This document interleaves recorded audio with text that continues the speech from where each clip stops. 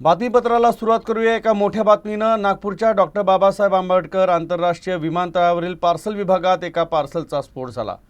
हे पार्सल मुंबईसाठी बुक करण्यात आलं होतं। फ्लाईटमध्ये लोडिंग दरम्यान स्क्रीनिंग करताना हा स्फोट घडला। शुक्रवारी रात्री घडलेल्या या घटनेनं परिसरात एकच खळबळ उडाली। या प्रकरणी सोनेगाव पोलीस तपास करत आहे। मात्र हा स्फोट सौम्य स्वरूपाचा असला तरी प्रशासन कसून चौकशी करत आहे।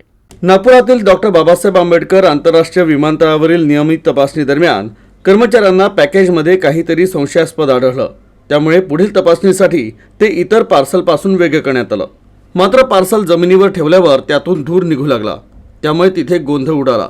कर्मचाऱ्यांनी तत्काळ याची माहिती पोलिसांना दिली। सोनेगाव पोलीस ठाण्याचे अधिकारी घटनास्थळी दाखल झाले। त्यानंतर पुढील तपासासाठी इतर पार्सल जप्त करण्यात आले। सोनेगाव पोलिसांनी दिलेल्या माहितीनुसार वाशिममधील एका महिलेने हे पार्सल मुंबईसाठी बुक केलं होतं आणि फटाक्यांमध्ये वापरण्यात येणाऱ्या स्फोटकांचा सौम्य स्फोट झाला। मात्र या घटनेनं विमानतळ परिसरात एकच खळबळ उडाली आणि ही स्फोटकं माकडांना घाबरवण्यासाठी वापरले जातात। DTDC कुरिअर सेवेद्वारे हे पार्सल पाठवण्यात आलं होतं। सौम्य स्वरूपाचा हा स्फोट असला तरी घटना गंभीर असून प्रशासन आणि सोनेगाव पोलीस कसून चौकशी करत आहे।